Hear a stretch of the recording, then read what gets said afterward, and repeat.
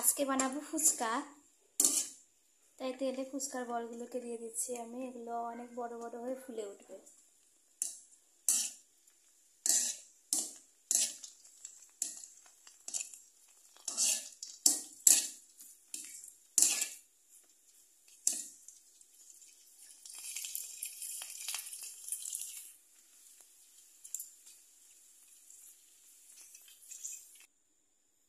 ফুচকাগুলো ভেজে নেওয়া হয়ে গেছে। এখন আমি বানাচ্ছি তেঁতুল পানি। প্রথমে তেঁতুলটাকে ভালো করে কাঠটাকে তেঁতুলের ভিতর থেকে বের করে নিব। ফুচকা তেঁতুল পানি রেডি।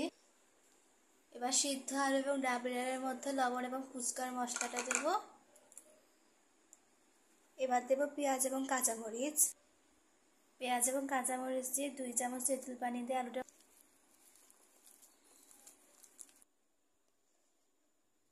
এই তো রেডি হয়ে গেছে আমাদের ফুচকা। এবার আমরা খাবো।